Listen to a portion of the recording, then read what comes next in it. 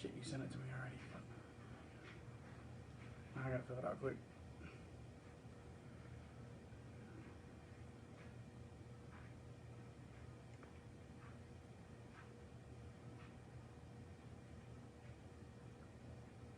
I think I know one for sure would be different, huh?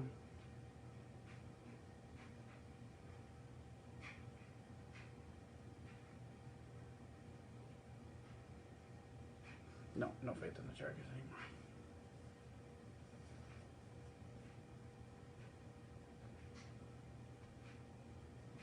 Anybody on yet? Oh, just Griffin. What's up, Griffin? What up, Griff?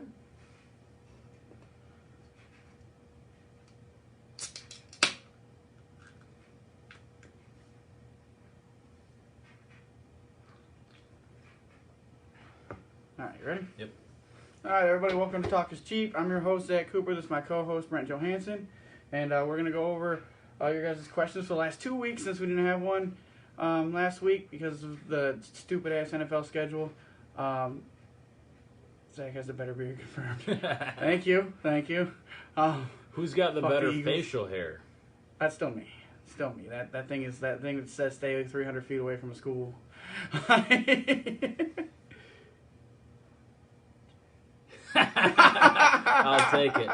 take it. All right. Anyway, let's kick it off. Brent, this one's for you first, so why don't you go ahead and kick us off? All right, so break down everything that's going on with the Eagles right now and what needs to happen moving forward with the team and the organization. All right, so in case you haven't seen the news, Carson Wentz has been benched for Week 14 against the Saints. Jalen Hurts is making his first career start. Jalen Hurts looked pretty good against the Packers, minus that one interception he threw trying to drive his team back in. He really looked like he provided a spark that has been missing the entire year.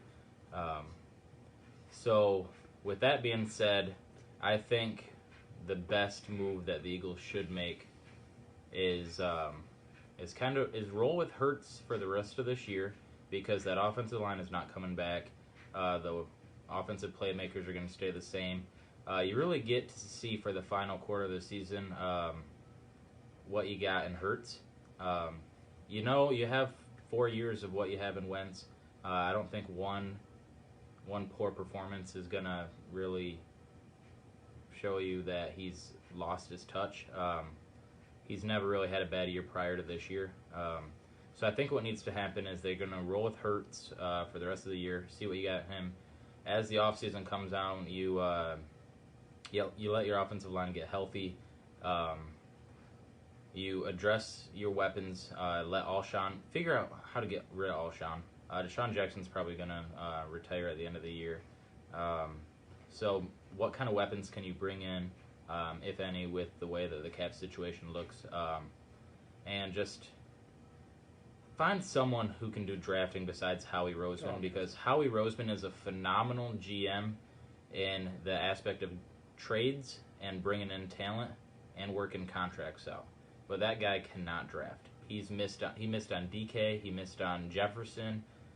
He's missed basically his entire time drafting.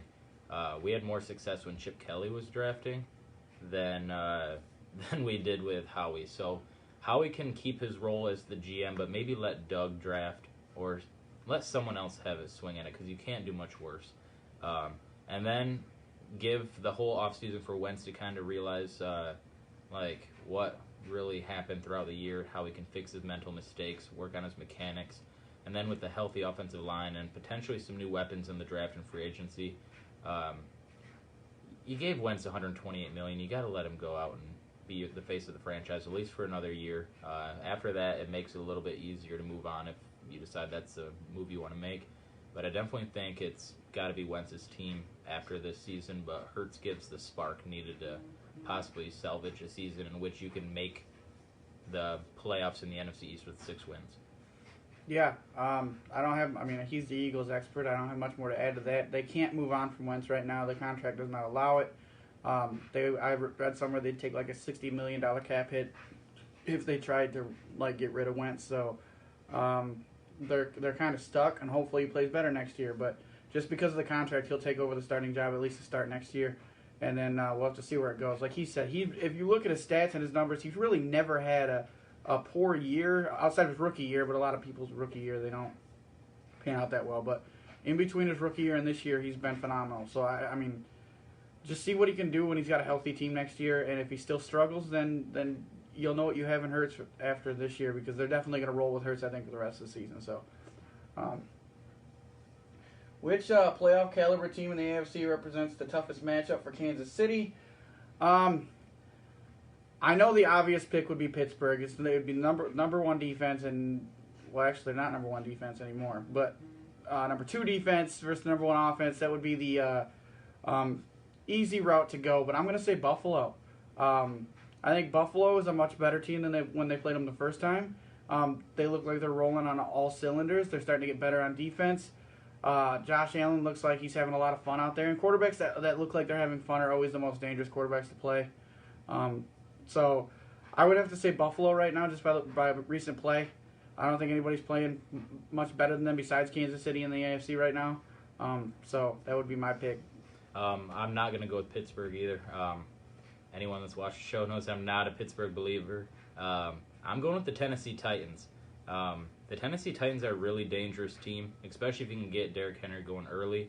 A lot of teams' recipe for success is to take Henry out kind of early, stuff the line, and try to make Tannehill beat you. But Tannehill has just about comparable stats to Patrick Mahomes since he's took over as Tennessee Titans quarterback. And they've shown that even when they get down big early, they are able to come back. Granted, not always enough in the case with the Steelers and the Browns, but they overcame massive deficits to get back into those games. And if Tennessee can really show up and start off early, that's a really, really dangerous team. Look what they did to the Colts 2 weeks ago. It's just, that team is scary. And that'd probably be the team that I think would be the Chiefs. Not saying they would be the Chiefs, but they pose a threat. Explain how the 11-1 Steelers have the first seed over the 11-1 Chiefs, but the Chiefs have clinched a playoff spot and the Steelers haven't. Okay, so there's this. What? Do you know it? Do you know why? Because I do. Well, the reason that I think behind it is because the AFC North has a lot more competition when it comes to who's all buying in it. You have the Ravens, who are still in the playoff hunt. You have the Browns that are right behind them in the division. There's situations where the Steelers could lose the remainder of their games. The Browns could win the remainder and still get in. Wait, can they? Are they not? That just has to do with the division, though. I know why the Chiefs have a playoff spot and the Steelers don't right now, despite the Steelers being number one and them being number two. The reason is because the Steelers lost this to an NFC team, and the Steelers are not Steelers, but the Kansas City's lost this to an AFC team. So the Steelers have a better conference record and a better divisional record. The reason why the Chiefs have clinched that's the reason why the Steelers are number one and the Chiefs are number two.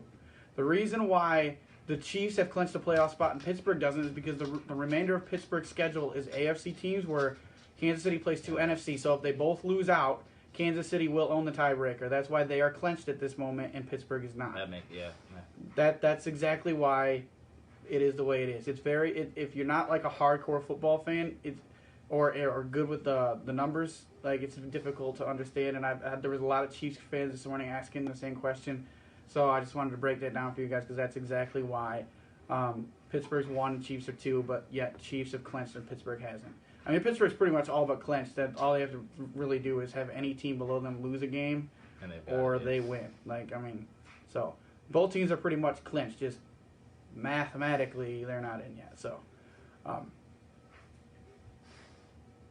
when will Jets fans stop screaming for Gase's head when the organization already said he's there till the end? Do you think one awful play call was on purpose and deserving of a Williams firing? So they're never going to stop screaming for Gase's head because he sucks, okay? Like, any fan, I'm sure they know he's not going to be canned until the end of the year. That doesn't mean that they're not going to be upset and just want this roller coaster over with. So they're going to scream every week to make sure the organization hears them every week that they want him gone. The sad part is I don't think he's even going to get fired at the end of the year. That's the sad part. Unbelievable, but I don't think he's going to. Do I think Greg Williams' play call was on purpose? It was on purpose, but it wasn't to lose the game on purpose. Greg Williams is a very aggressive defensive coordinator, and he made just an absolutely stupid mistake. And yes, it deserved to be fired. I would have fired him. I wouldn't have let him go to the locker room, dude. I'd have been like, are you kidding me? We had our chance for our first win. Like, the sad part is they would have still been the number 1 seed, I think, based off of tiebreakers, like, even if they won. So, like I don't, like, there was no reason to purposely lose the game. It was stupid. He wanted to get in there and sack Carr quick because they had no timeouts left. But what it did was leave speedy-ass Henry Ruggs one-on-one in man coverage against one guy. It was the worst decision I've ever seen. It was the easiest comeback win for Derek Carr in his life. Yeah. So Adam Gase needs to get fucking fired. Yeah. I don't understand why they want to go to the end of the year. If anything, I thought he was going to get fired and then Greg Williams would take over the interim coach, because Greg Williams has shown that he's capable of coaching pro football teams. Granted, that call was probably the worst defensive call I've ever seen in sports. Sometimes you don't have to be aggressive.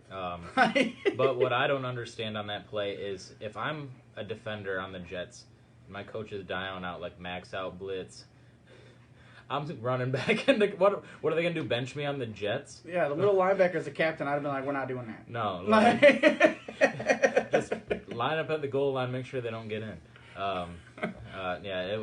He deserved to be fired. I think he probably wanted to get fired because he can go get a coaching job somewhere else, even with that terrible call. People know that Greg Williams is a really good defensive coordinator. But it's Gase is the problem there, and it amazes me that the management doesn't see that. And literally anybody, and just go to Walmart and pick someone down in aisle 4. Say, hey, do you want to coach the Jets? That's probably had better success than what Gase is doing. So it's just the Jets are just the Jets. Tired of you guys treating each other with respect. Time to get undisputed in this bitch. Skip! The Dallas Cowboys. Who has the superior beard between Coop and Brent, and why? Well, Coop is the only one with a beard now. At the time of the question, though, we did both have beards. Yeah, I just removed it prior to the airing because I wanted to make this one easy. Coop has the better beard because he has a beard. I think I have. You can go ahead and take the next question too, because I think I have a better mustache than Coop has a mustache, though. Mine connects perfectly. This mustache is the thing. All right. Out of the current candidates for the head coaching job pool, who do you feel is the one to get the job done in Detroit? Separately, who do you feel is the best candidate for said job?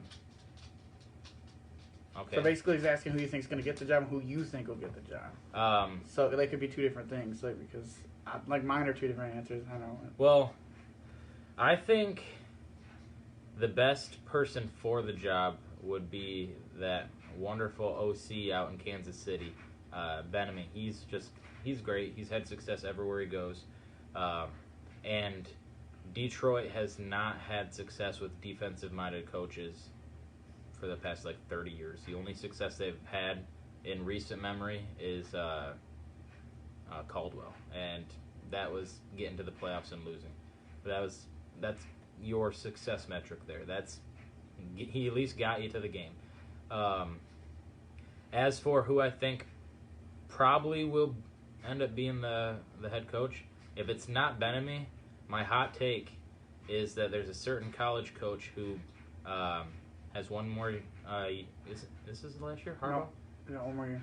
Well, in college, you never let your head coach go to his final year because it screws everything up for recruiting purposes and everything. So I think there's a real chance that Harbaugh could go from Ann Arbor to Detroit and keep that Michigan streak alive, because he's not doing it in Michigan very well. You're lucky this is not a college podcast. I would own you right now. But I read reports that they're going to give Harbaugh an extension, so I don't think he's coming to Detroit.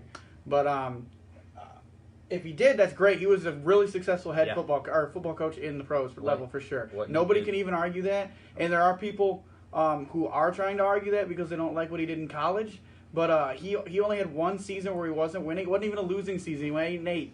That's his worst season. How do you call that a failed job in He went to college. 3 NFC Championship games. Yeah. I And a Super Bowl. Not a Super Bowl. I don't understand. Who wouldn't be happy to have that? Yeah. And then he disciplined in Detroit. He'd be the perfect guy, like, because he doesn't take shit from people. So look at Baltimore. Even though they're not great this year, they're a very disciplined football team. Same bloodline. They're both very similar coaches. So, so who I think I think Eric Bieniemy should get the job. He's just a tremendous offensive coordinator. I know that doesn't always translate, but I feel like he would spark some fire into that Detroit team. And I know Detroit's offense isn't, when they're healthy, isn't really the problem in Detroit.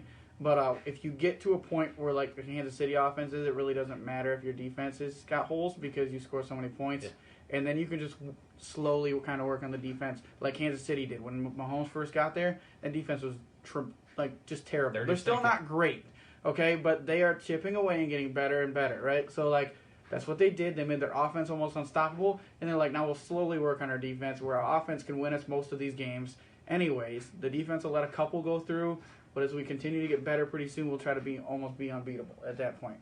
I'm not saying Kansas City is unbeatable, but that's where they're trying to get to at this point. So, and they're doing a damn good job at it. So, but who I think is going to get it, all signs are pointing to Sale is going to get it. I'm not going to say it's going to be a bad hire because I think Sale is a good coach. I really do. But kind of going back to what Brent said, Detroit's been trying to do defensive-minded coaches for so many years and it hasn't worked. So at some point in time, I think as a fan of Detroit, you want to see them try to go the opposite direction because and who's to say Salem, it might work out, but it's just not just a good first impression for anybody who's been a fan here and been watching this team just because this is what it's been, right? It's like defensive guy, and the only guy who came in here and did anything was an offensive guy.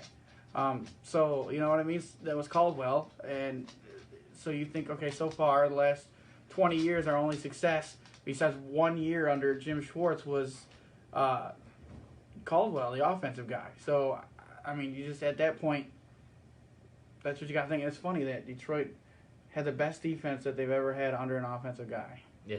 2014, their defense was second in the league under Caldwell. So, that defense was good. Defense was real good. That front four was nasty. Yeah. Okay. If Stafford is okay, we're gonna do these one at a time because Craig did his little thing where he does 75 questions. So there's 4 questions here. Okay. If Stafford is good as gone, it's gonna depend on who the coach is. Okay.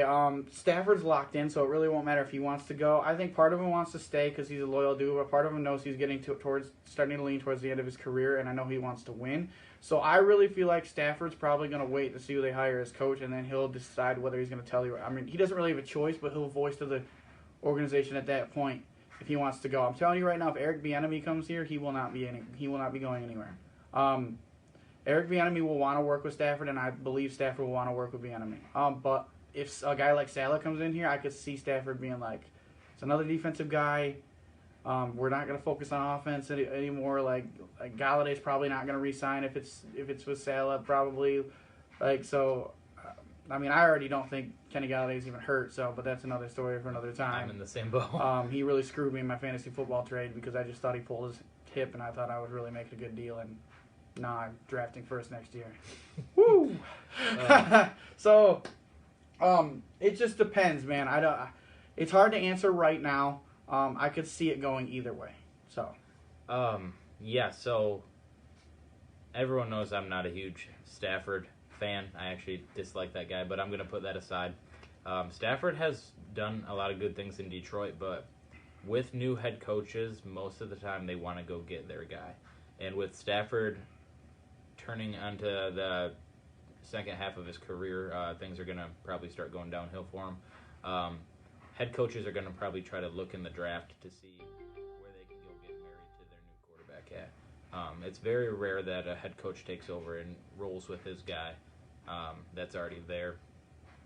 So if it's Bieniemy, I really think that he's going to be looking for his next Patrick Mahomes. And the draft has a lot of promising quarterback prospects. So we could really see what the Lions are planning on doing just based off of that. They could be in good position to get Lance. Yeah. Also, I know that Stafford's contract kind of binds him there, so he doesn't really have a choice. But take this one with a grain of salt, but his wife has made it pretty publicly known that she doesn't want to be in Michigan anymore. She wants to go on the next journey on Stafford's career, so that might, if Stafford, new head coach, comes in and says, hey, I know you're looking for a new guy, I'm getting pretty old too, let's work out a deal, let's get me traded somewhere else, that could be a feasible option too. It just happens to be, Watch the Rams. yeah, the Rams with Stafford would be freaking deadly. And maybe, who knows, maybe I could root for the Lions, maybe win a game without Stafford there. Because that guy's... Hate that man. Do the Browns make a playoff run? Well, That's silly. the Browns are already going to the playoffs. They're, They have like an 89% chance to make the playoffs right now. they play the Jets, so you can just put them at 10-3 right now. Yeah, Okay? so... Not this week, but I think it's next week or something. They play the Jets, but one of the next 4 games I know for a fact they play them. So you might as well just throw it another win. I know that the Browns have taken this. They've taken a lot of flack because they get a lot of the 2019 Bills syndrome, where people say that the Browns can only beat the bad teams; they'll lose to the good teams. If you look at that halftime score, what they did to the They Titans, beat the shit out of Tennessee. it was like 38-7 at halftime or something like that. It was horrible. Granted, the Titans were able to kind of buff the cushion a little bit. They took their foot off the gas. Yeah. I don't necessarily think the Browns are going to be representing the AFC in the Super Bowl this year, but I think that they could easily win a playoff game. Really depends on who they end up getting matched up with and what the team's looking like health-wise. Having Odell on that team would have made them a lot more deadly for the playoff push, but I think that they're capable of winning at least one playoff game. Yeah, we're living in an age that's rare in football, where the conferences are pretty even. Where I feel like anybody who gets into the playoffs, minus probably the NFC East winner, can really make a run in the playoffs. Like, they're just all so even, where you're seeing people beat people all the time. Like, Cleveland got destroyed by Pittsburgh, but then goes out and destroys Tennessee, and Tennessee took Pittsburgh to overtime, right? So, like, it's like all this, you've seen the Raiders beat I think all these teams that are in the playoffs have lost to shitty teams this year, right? So they're all beatable, except for Kansas City, but they've almost lost to several shitty teams. So it's, it's just there. So can they make a playoff run? Yeah, I think any of these teams can make a playoff run. It just depends on what you get, who's hot, who's not. That's, those are always the thing. Right now, the Browns are hot. They're on a 4-game win streak right now. So, I mean, I don't see why not, especially if they stick to the fundamentals of running the football and going, because Nick Chubb and Kareem Hunt is a deadly duo. Kareem Hunt's not all that great by himself anymore, but when he's got Nick Chubb in front of him, he flourishes. Mm-hmm. So, yeah, and Chubb, 5th in the league in rushing, and he missed like a month. I just want to point that out. That's absolutely insane. He's killing it. So, yeah, they could definitely make a playoff run. It's all a matchup, how you play the game type thing at this point. So, I would like to see it. It'd be cool. Browns have been so bad for so long. Do you think Baker is the answer in Cleveland? Yeah, I do think Baker is the answer in Cleveland. The reason that he doesn't have the numbers other quarterbacks do is because they're just so good running the football. That's what they do. They run. Well, they put it in his hands this week. He looked like he did just fine against a playoff team, a good playoff team, a team that was in the AFC Championship last year. They only got better. And he tore him apart without his top wide receiver, right? So the reason he went through a slump where he only threw like 112 yards a game was because they were playing in swirling winds for 3 weeks in a row with absolute downpour rain. Three straight weeks. I'm not joking. Go back and look it up. Like it was the worst 3 weeks of football that Cleveland's ever had to play. Mm-hmm. It was bad. It made everybody offensively that didn't run the ball look terrible. The scores were like 10-7, like in all those games. So I would just not take too much from those 3 games. But the last couple weeks they've looked really good offensively, and I think it's only uphill from here. So yeah. Coop kind of took my thunder there. Yeah, Baker, he's the real deal. I don't know what direction you want to go that's an improvement over Baker, because there's not anyone in free agency that's going to be better than Baker. Mitch Trubisky can't be free agent. Oh yeah, that's a competition right there.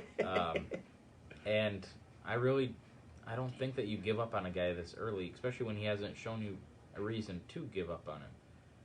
His stats are not bad.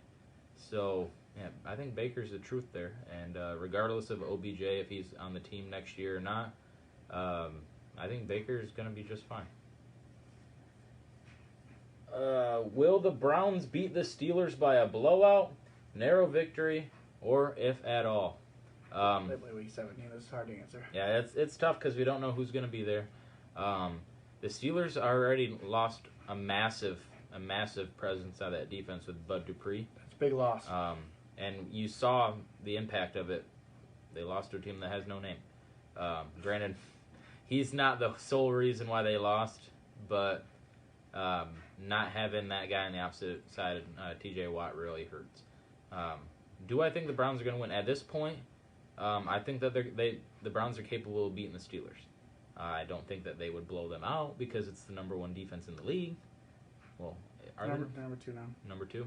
Well, they're up there. Okay, top 3 defense. And they're up there. So I think it'd probably be a narrow win. I don't think that the Steelers would sweep them, even though the Steelers just completely embarrassed them the last time they played. That was when Baker wasn't playing good football. Totally different Browns team right now.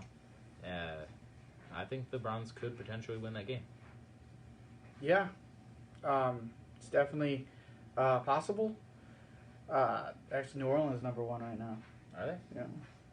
But it's definitely possible. I think, especially division rivals, stuff like that. You know what I mean?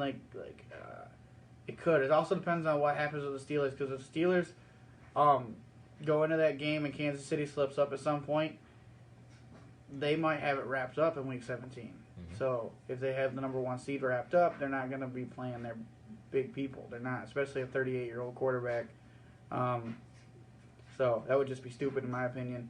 You don't want to let him take any shots that he doesn't think he have to take, so I don't think he'd play at all if they had it wrapped up. So it's really hard to go. It's also Mike Tomlin's a very good head football coach. He'd have his team ready, I think, regardless. Now, he was not happy with their performance Monday night. I know they've dropped a lot of passes, and he was pissed. I don't know if you've seen his quote, but he said, I expect routine guys to make routine plays routinely, and if they can't, they'll be replaced like that. Ouch! If I'm a receiver on Pittsburgh, I don't care who my name is, I don't feel safe right now. Right. But that's a good coach for you, though. He's not going to baby his guys. It's really just going to depend on who it is. I think the game could go either way if both teams are playing their starters. So it's just going to depend on who's rolling at that point in time. And if Cleveland has anything to play for, if they might have a wild card, the number 5 seed locked up and can't move up to win the division, so they may not play their guys. Mm-hmm. So Week 17 games are really hard to ever judge until we get to Week 17. So I think if this game was played this week, it could go either way. So, yeah, they definitely got a shot. So, all right, to our picks. Brent, you go ahead and kick off Thursday night. All right, so the Patriots are traveling to L.A. to face the Rams. We saw a Patriots team this last week that just demolished the other L.A. team. I mean, it wasn't even close. It wasn't even a game. That was just a bloodbath.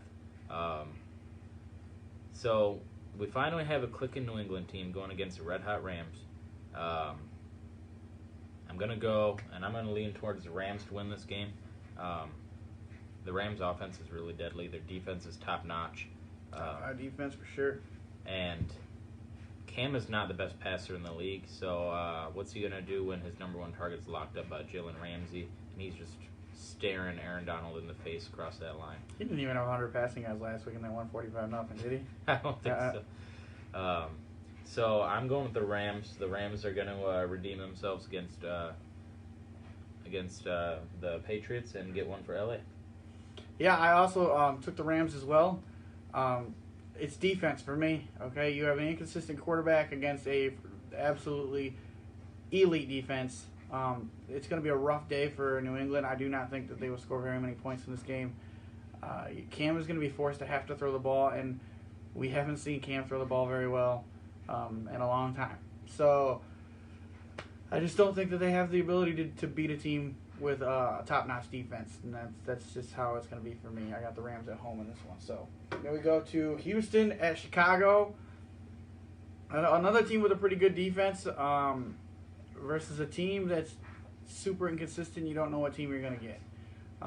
Deshaun Watson's lost his top 3 receivers. None of them are coming back this week. I haven't read anything on Houston this week. Cootie is playing. Brandon Cooks is playing. Okay, so Cooks is back, right? Yeah, so I think he played last week too, didn't he? Yeah, but he didn't really do all that much.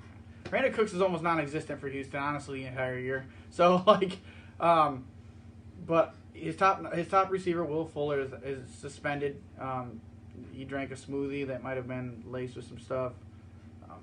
So he's out. So it makes it tough for Deshaun Watson to make plays. But at the same time, in order to beat the Bears, unless you're Detroit, you really only need to put up 17 points.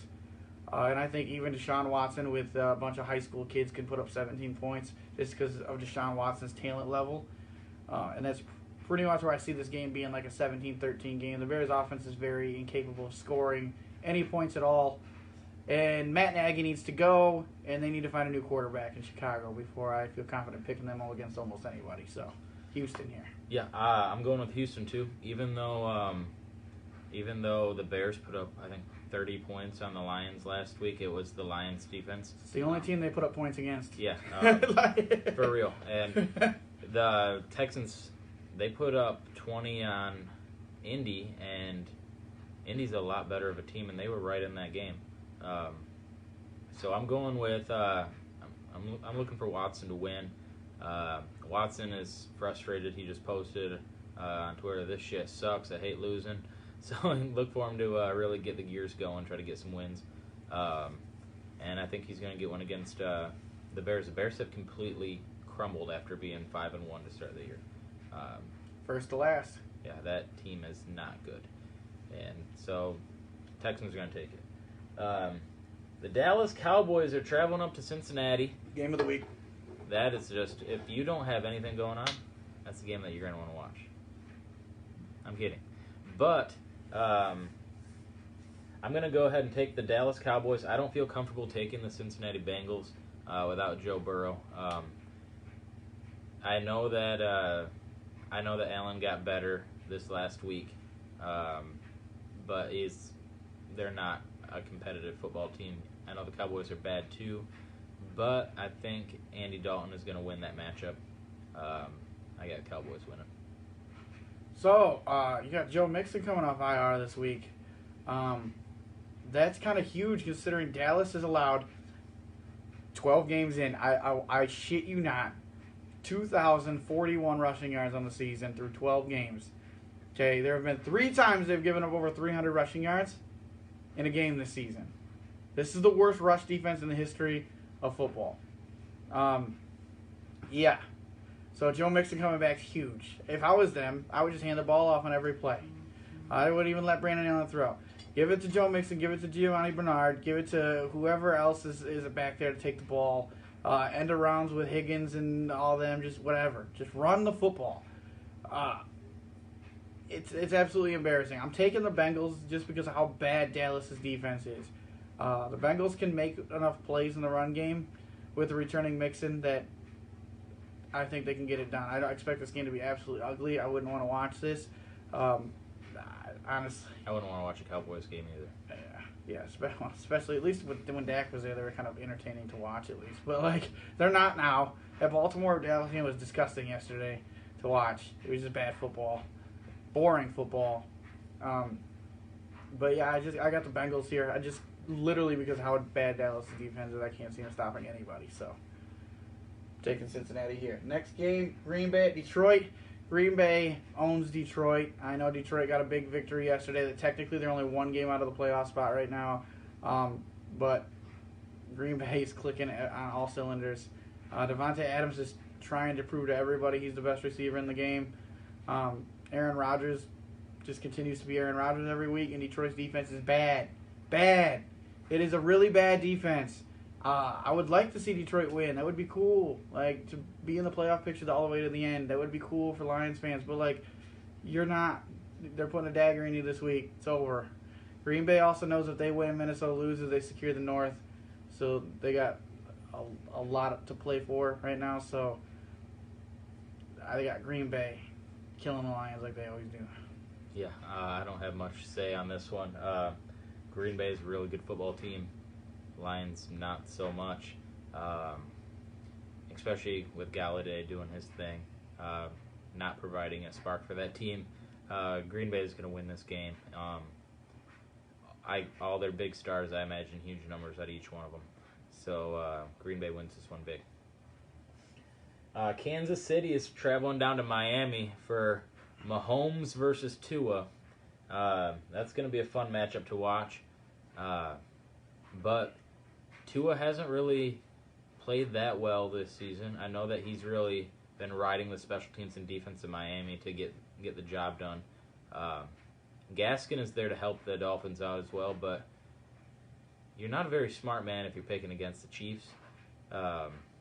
They haven't given anyone a reason not to pick them in a pick 'em. Kansas City is just so potent on offense that even with how good the Dolphins' defense is, I don't think that they're going to be able to slow Mahomes down. Kansas City Chiefs. No, yeah, I don't have much more to add to that other than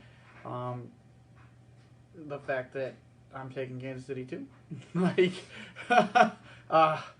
Tua, like he said, he's been more of a game manager than anything. Yeah, he's won, and he's done a lot of winning, and then he got hurt, and they've still won. So it's really not Tua. He's not losing games. I'll grant him that, but it's more the defense and the special teams. But now you're playing a team where the defense and the special teams aren't going to hold up, and you're going to have to score 30 points. And I can't see Tua scoring 30 points. So it's just tough break for a team that's trying to run, and they got teams nipping at their ankles for playoff spots. So it sucks they're going to have to take an L here because they got teams right behind them wanting that spot. So, but got to take Kansas City regardless. So Arizona at the Giants. This game is a lot harder to pick than I wanted it to be, okay? Because the Giants are on a roll. They were 1-7, they're 5-7 now, and they're beating bad teams and they're beating good teams now. They honestly pretty much punched Seattle in the mouth last week. Mm-hmm. That was shocking because we all know Seattle's defense is garbage, but they won by shutting down Russell Wilson in that Seattle offense with Chris Carson back and healthy again. So, I mean, mad props to them. And Daniel Jones is playing this week. So that will give them a little more added because I think Colt McCoy had like 100 and some passing yards last week. He didn't really do anything. So that'll add another dynamic to the Giants offense. But I got to take Arizona to come out of their slump. They've lost 4 of the last 5 games ever since Hail Murray. They've fallen flat on their face, and they've fallen out of the playoff race.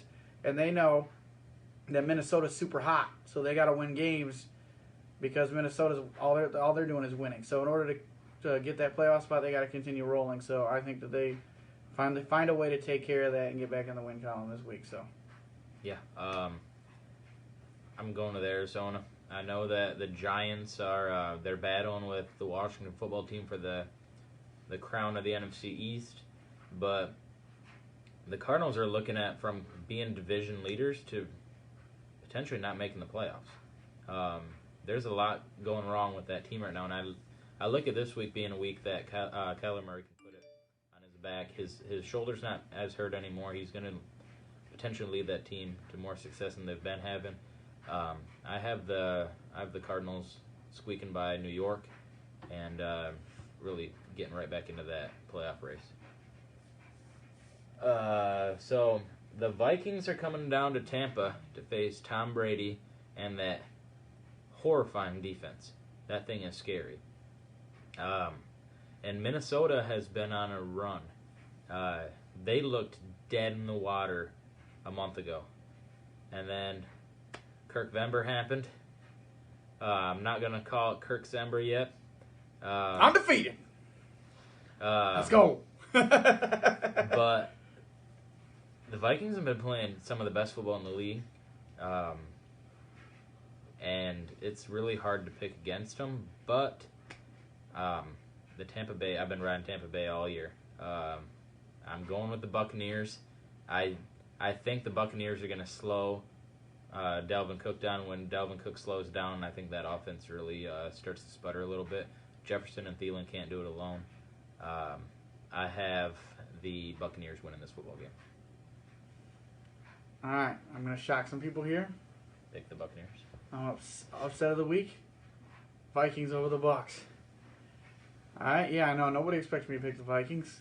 Yeah, so the Vikings are the second hottest team in football right now, okay, besides Kansas City, who hasn't lost a game, and I guess New Orleans. So maybe third hottest team in the league, because New Orleans hasn't lost a game since week 3. So, but the Vikings are playing really good football. Even last week, I know you're going to look at the score and be like, they barely beat Jacksonville, but if you watch the first half of that game, they had no business winning that game. Absolutely, they had like 30 yards of offense, and they were down 10. It was just bad, and they were absolutely flawless in the second half. I guess Zimmer lit into them at halftime and then made some adjustments. They were doing some things wrong on offense, and he changed it up. And all of a sudden, they came out and they just lit it up. And that's the type of coaching, and that's why I've been don't fire Zimmer. Like, I don't care what these Vikings fans why that was even going through your head was stupid, because it's shit like this that proves why you shouldn't fire him, because teams like this that come out flat against bad teams tend to lose to those bad teams. He didn't. He made the adjustments like, this is what we need to do, okay? Tampa's not going to be easy. They got a great defense, and I totally expect, like Brent said, I think they're going to key in on Dalvin Cook, and then they're slow Cook down. But the problem is the difference between this Vikings team that's come back is that even in the games, they've won some of these games where Cook hasn't been effective. He wasn't very effective against the Bears, and he wasn't effective for a long time last week. But what they did was they never gave up on it, right? So then the defense still had to respect it. They had to play up, and it left Jefferson and Thielen single covered out on the outsides, and they picked apart the secondaries through the pass until they eventually backed up, and then now Cook hits the hole, and he goes. All right, and it's great to be able to have an offense that's super balanced like that. And I think that this game is going to come down to the wire, and it's Kirk Sember. You can't pick against him in this month. Any other month maybe, but not Kirk Sember, right? Like, this is his 1 month. So it's 1 month. I'm taking the Vikings 34-31 in OT. Okay. Denver at Carolina. Denver, man, they almost beat the Chiefs last week. They had Chiefs fans sweating. They're a good football team that's been, I say this every week, they're a good football team that's been unfortunate with the injuries they've had this year. But because of those injuries and because of the lack of injuries Carolina now has due to CMC coming back, I'm going to take Carolina in this game. I think Carolina is like one of those teams that are way better than their record shows. They have a lot of fight and a lot of heart in that team, and they just come out on the short end of the stick in a lot of close games. Shit, they almost beat Kansas City. If Sly hits that 67-yard field goal, which actually had the leg, it was just wide left. I think it was left. Yeah, left. And they beat Kansas City. So, they're capable. Teddy Bridgewater's played good football this year. Christian McCaffrey, arguably the best back in the league when he's in. So I think that's just too much for a Denver team that's hot and cold. So it's really hard to pick a team that's so hot and cold to a team that consistently plays well whether they win or lose. So I'm going to take the team that consistently comes out and at least plays competitive ball every week. Yeah, I'm going to take the Carolina Panthers. I know Christian McCaffrey's going to get hurt in this game. If he plays one game, gets hurt, misses 2 months, comes back, gets hurt. The guy's made of glass. He hasn't been drinking that milk for his nickname, Darius Sanders. But I think Carolina is the better football team between the two. Considering the injuries that they've had this year, they have been a very, very impressive team to watch. They're fun to watch. They go out and they're in almost every game. I'm not picking the Broncos. So Panthers win this one. It's probably going to be a lot closer than the game is going to feel like watching it on TV. But that's because the Broncos rarely get blown out. And if they do, it's because they have a guy playing quarterback that's never played professional ball. So Panthers are going to win this football game. Oh, Kendall Hinton, honestly, had me lost for a second. So his wristbands are actually on their way to Canton, being the Hall of Fame. That's a cool story. I know he didn't play And, well, but like, it's a cool story. Yeah, even though the guy's play was absolutely horrendous, no one really should have expected him to go out there and succeed. He's put in a bad situation. I blame his coaching staff on that. Still don't know why they didn't roll Royce Freeman. You have an emergency QB for a reason. Like, Yeah. it doesn't make any sense to me. It made zero sense. So the Titans are going down to Duval to face the Jaguars, who Mike Glennon has really made that Jaguars team look like a competent team, and that At is least competitive, surprising to say because Mike Glennon has robbed a lot of NFL teams out of money and never done anything At with Chicago. it. Yeah. So the Titans I know the score doesn't look like it was a blowout, but they just got blown out. They're embarrassed.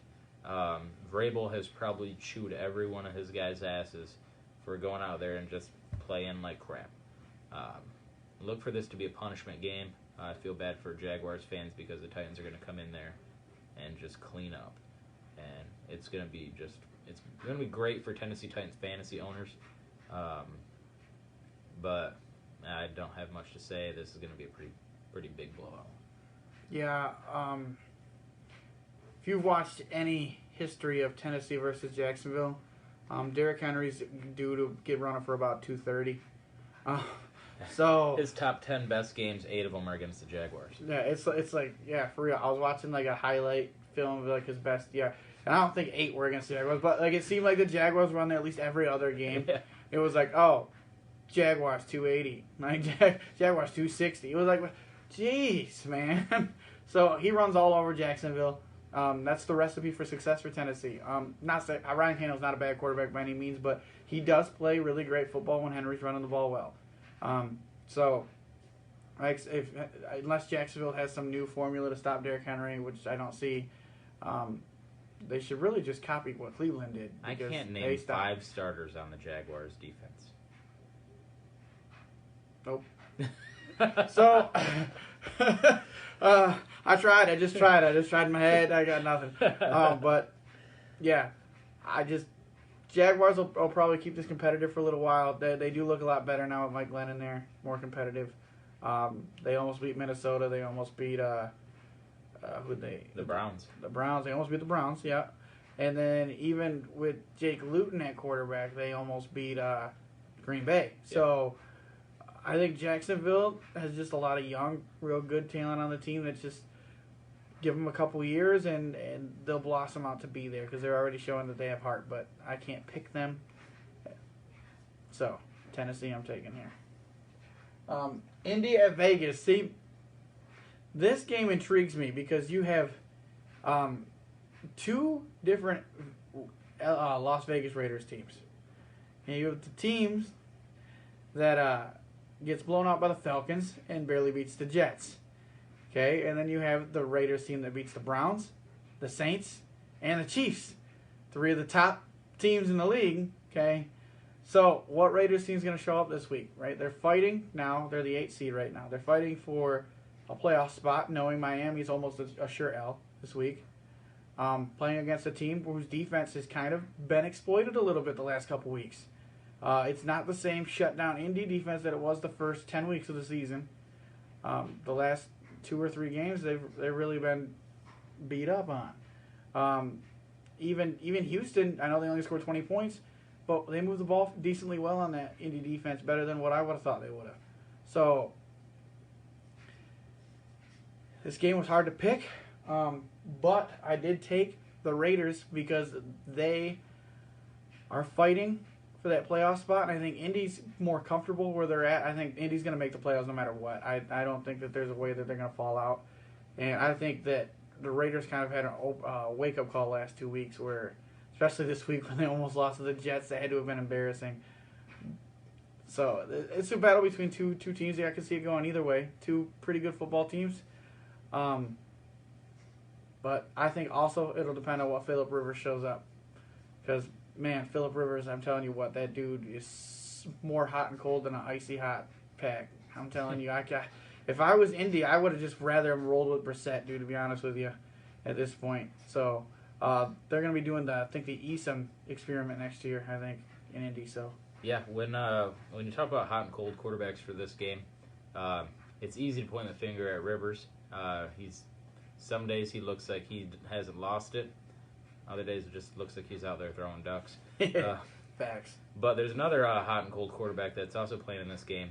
What Derek Carr are we going to be seeing? Because you have the Derek Carr that took Patrick Mahomes down to the limit on one game, then the one that actually beat Patrick Mahomes.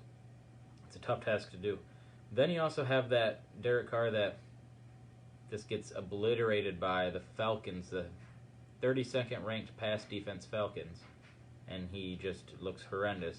And then the Derek Carr that literally needs the worst defensive call in the history of the NFL to win against the Jets. To win against the worst team to ever play in the NFL. Yeah. And we've seen a lot of the bad Raiders as of late, which makes it very hard for me to go in their direction. So I'm going to go with the Colts. The Colts have been relatively consistent all year long. Consistency is going to be key in this matchup. Outside of Rivers, I agree. And I look for the Colts to really handle it on the ground. They have three running backs that, with the combination of the three of them, are really potent. And with how sus the Raiders' defense has been, it's been really difficult to rely on those. I'm going with the Colts. Yeah, Raiders' defense is pretty easy to figure out. Just throw away from 24. Yeah, that's literally all you got to do. So the Jets are traveling all the way across country to go face Russell Wilson and a pissed-off Seahawks team. And a pissed-off Seahawks team that just got embarrassed. Everyone's talking about, oh, you lost to the Giants? NFC East team beat you? You're trash. No wonder you don't deserve the MVP. They don't even include Russell Wilson in the MVP talks as of right now. It's a two-man race. Patrick Mahomes, Aaron Rodgers. He's disrespected. Russell Wilson is going to take it out on those Jets. He might have so many touchdown passes, they put him right back in the MVP conversation after this game. The Jets with a new defensive coordinator. He's going to be an interim defensive coordinator. So who knows what's going to happen with that Jets team. I want to say the lock of the week has to be the Seahawks. The Seahawks are not going to lose to the Jets at home, right? So the Seahawks are going to go out there. Russell Wilson's going to throw 4 touchdown passes. And the Seahawks are going to win this game a lot to a little. Yeah, I don't have much more to add to that, except I think I'm going to throw an extra 2 touchdowns on what he said Russ is going to throw. I would love that. I'm starting him in fantasy. 6 TD passes for Russ this week. Seattle wins 58-0, because exactly 8 years ago to this day, Seattle beat Arizona 58-0. That's the only reason why I got the score. Okay, after this game, sorry I don't have much analysis of that game. It's the Jets and a playoff Seahawks team. There's nothing to go over. New Orleans at Philly. I'm going to take the Saints in this game, but I'm really looking forward to seeing how Jalen Hurts plays. First time starting with that offense there. But it's a tough one. New Orleans defense is now yards allowed, number 1 defense in the league. So it's not going to be easy for them. They can stop the run. They can stop the pass. Taysom Hill is going to get the start again this week. I know Brees comes off IR, but they already said that week 15 is when he's going to come back against the Chiefs. Smart time to bring him back. They were like, we're not going to have Taysom Hill in there if we're going to get Patrick Mahomes. So, yeah, I think they thought with the way the Eagles are right now, it's probably best to let him sit another week, because I'm pretty sure that you could beat the Eagles with Taysom Hill. So, Taysom Hill's actually played pretty good ball. I wouldn't say he's a great quarterback, but he's been doing the job well as a serviceable fill-in guy. He's got 4 rushing touchdowns, 2 passing touchdowns since taking over from New Orleans, and he's run the ball well, and he's just been a capable, solid quarterback, which I think is all you need right now with that defense playing the way it is. So New Orleans hasn't lost a game since week 3, and I can't see him doing it now. So taking the Saints here. Yeah. So I'm not really sure what to expect from the Eagles offense with Jalen Hurts back there. I know that he provided a spark against Green Bay. Really brought the team back from a game that they had no business even being in. They were down big, and Granted, they still lost by I think 14 points, but they were down by 7 until that 77-yard touchdown run at the end.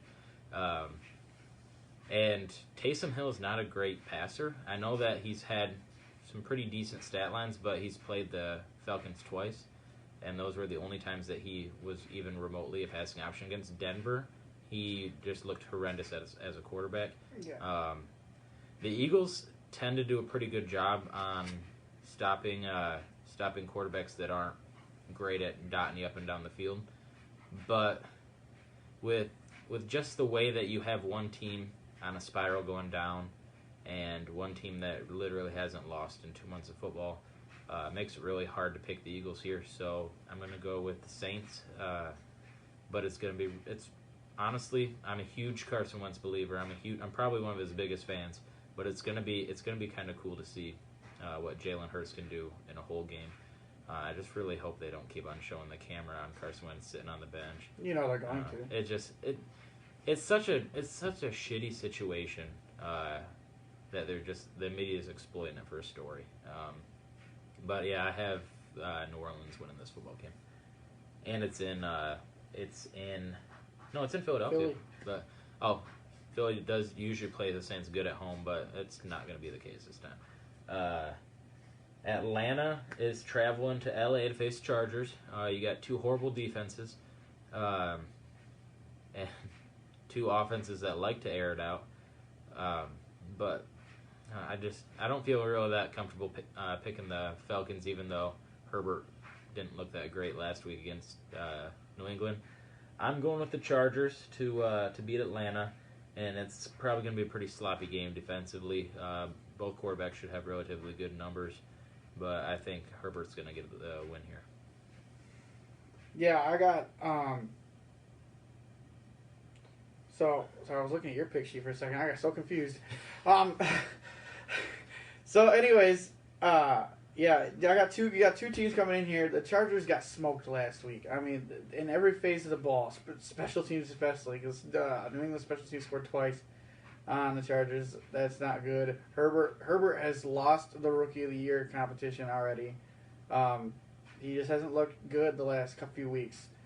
But I do expect him to turn it around here. It's pretty easy to throw the ball in Atlanta. So I do think he's going to have a big game.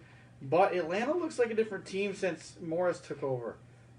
Even in games that they've lost, minus the one loss to New Orleans on Taysom's first start.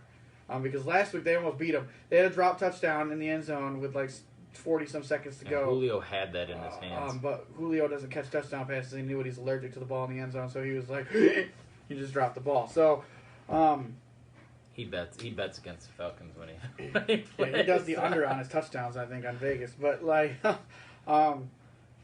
yeah. So I just think Atlanta's heading in the right direction with their coach, and the Chargers, I think, have kind of lost faith in the locker room with Anthony Lynn. So just for that reason alone, I'm taking Atlanta. It's a hot cold thing when you get to the end of the year. These are the things that happen. I think Morris is coming back, and he's going to wind up being named the full-time coach for Atlanta. I think he deserves it. And I think Anthony Lynn's going to get fired. So I think he deserves it too. Yeah, that's the difference here. So if Anthony Lynn's attitude translated onto the field, it would be great, because I think he's a good guy to get you motivated after you lose a game and rip into your ass. But he's just not good at doing anything on the field, and that's like a half of coaching. So yeah, so he's going to get shit canned here. So I got Atlanta in a game that should be pretty high scoring, though, I think. It would be pretty close, pretty high scoring. So. All right, so we have the Washington football team traveling over to the Bay to face 49ers. Washington just did what no one else has been able to do this year. They went toe-to-toe with the Steelers and came out with a win. It was big. Yeah, and so I'm gonna roll with the Washington football team. I think that between them and the Giants, are my realistic pick here to win the NFC East. The streak continues all the way from 2004. Washington football team, I think, is going to come in and beat up on Mullins and just try to lock up that division. Yeah. San Francisco just got done getting their ass kicked. The score was a 10-point game, but if you watch the game, it was not a 10-point game. Buffalo just kicked the shit out of them. And I just don't see it getting any better. One team is hot. Washington is hot. If Washington would have played Alex Smith the entire year, they'd be above 500. Mm-hmm. He had 2 rough games when he first came back. He was rusty. So I would say like weeks 1 and 2 wouldn't have been pretty for him. But once he knocked that rust off, he's been a very solid back to Alex Smith type quarterback. And if you remember right before he broke his leg, Alex Smith had Washington in the playoff hunt, right in the thick of things, and then broke his leg, and they didn't win another game, I don't think, after that. So Alex Smith doesn't lose football games. He's proven it through his whole career. That's what he does. He wins. It's not pretty. He doesn't light up the stat sheet with 450 yards and 4 touchdowns, but he finds a way to win. And he moves the ball slow and conservative, but he makes the right reads. He doesn't turn the ball over much, and he just slowly works his team down the field on you and finds the little small pockets in your defense to throw that 8-yard pass. That's just his style of football, but he's really good at it. So why would he ever change it? But it's working. You control the clock. You wear a defense out that way, and that's just how it is. And I think that he's the best quarterback Washington has, and it's not even close. So they're a much better team than 5 and 7. The front 7 of their defense is very good. Keeps them in a lot of games too. Even when Alex Smith wasn't there, it was keeping them in games. So San Francisco's just not healthy, and I feel terrible for them. And Washington again, we're right there with the Giants, nipping at that NFC East title. So they know they need to win. So I think they're going to get it done. Pittsburgh at Buffalo. Sunday Night Football, man. This will be good. See, pisses me off that Pittsburgh lost to Washington because this was going to be the game I came out and said, this is the upset right here. Buffalo. But now with Pittsburgh lost, it makes me think about it. Like, is Pittsburgh going to lose 2 in a row, knowing Kansas City's right there? The answer is yes, they're going to lose 2 in a row because I think the hottest team or not hottest team because it's Kansas City, but I think the best, most talented all-around team in the AFC is Buffalo. And I know Kansas City fans are going to be pissed off that I say that, but Buffalo is so good. Like, they finally turned the table because it was before where they would blow bad teams out by 30 points, and then they would lose to the good teams. Well, that's not the same Buffalo anymore. If you look numbers-wise, if you guys are numbers people, anybody that's numbers people, nobody's beaten more teams with winning records this year than Buffalo. Mm-hmm. Nobody's done it. So they're the most proven team this year. You can't argue with it. They beat the most competition. Their strength of schedule is probably pretty close to up there based on what I've seen. I can't 100% say that because I didn't check every team's schedule like one at a time. But their schedule's not easy. I went through the schedule. Even New England's not a walk in the park anymore, right? So and they still have to play them again. But Josh Allen is rolling. I'm telling you what, if you comeback player of the year is gonna be Alex Smith. But if you had like an award that was kind of similar that you didn't have to get hurt for, but just made like a vast improvement in your play, I think it would be Josh Allen easily. Okay, because Josh Allen was a very game managing quarterback last year. Where he was like, my defense is good enough, they're going to win us all our games, and all I got to do is not turn the ball over. That was Josh Allen last year. Josh Allen this year is like, I'm going to go beat you. Mm-hmm. Okay, he's not leading the league in touchdown passes. I think he's got like mid-20s, I think, in touchdown passes, which is good. But he's got quite a few rushing touchdowns, too. So total touchdowns, he's got to be right there. And I know he's top 5 in passing yards. The guy's killing it. Stephon Diggs is killing every corner that he plays. The only thing he's not doing is scoring touchdowns. He gets down there and Josh Allen throws to anybody that's not Stephon Diggs in the end zone. Like 4 touchdown passes, 4 different guys. None of them were Diggs. Mm-hmm. He's killing. I have a touchdown-only fantasy league, and he's killing me. I'm about to bench him. But Diggs is killing everybody, and he's finding these no-name receivers and just turning them. He's turned Cole Beasley's career around. So just all around, there's just too many. This team reminds me, I'm going to throw a different sport analogy out here. This Buffalo team reminds me of the 2004 Detroit Pistons, where there wasn't like a big superstar on the team, but there were so many good players that they all just like meshed together to make a championship run. I really think Buffalo could make a championship run this year. I really do. They are very good. So I would have picked Buffalo if Pittsburgh was still undefeated, so I'm picking them now. In Buffalo? Yeah. Yeah, so I've lost a lot of these pick'ems by going against the Steelers because more weeks than not I picked against the Steelers. That's rough when they're 11-1. Yeah. Some points you left on the board there. But they have had a candy-ass schedule. They've been exposed by a bad football team, punched them in the mouth. I still don't believe the Steelers are that good of a football team. However, I think the Bills are a good football team. And this is going to be a competition between can the Steelers actually go beat a good opponent now instead of someone's back up, or they won on some kind of fluke play. It's not going to happen. The Bills are going to go in there and just punch them in the mouth. And the Steelers are going to drop 2 in a row. And people are really going to start doubting what the Steelers have done all year. 11-2, and people are going to be like, this team's going to be one and done in the playoffs. Because everyone's going to say, well, let's look back at their schedule. We beat Jake Luton. We beat whoever was playing for the Broncos at that time. It wasn't Locke, but they beat up on a lot of bad teams. It was Locke. I don't think it was Locke. It was Locke. Was They were the one that hurt Locke. Oh, yeah. Well, for the other part of the game, they played the backup. So, both me and Brent picked Buffalo. This makes the AFC North very interesting. So that brings us to our next game.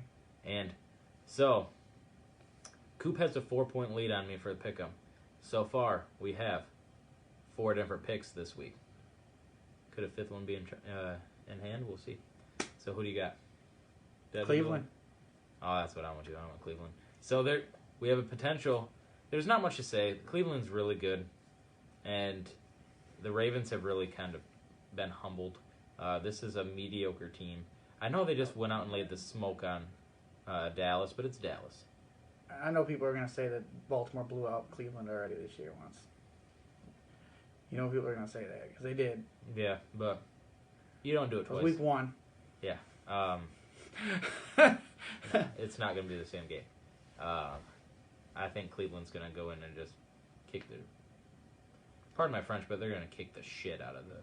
Yeah, I don't think this game will be close. I don't. No. I do not think it's going to be close. No. Lamar Jackson can't throw the ball, and I'm sorry, Ravens fans, he can't. But he had 36 touchdown passes last year. Yeah.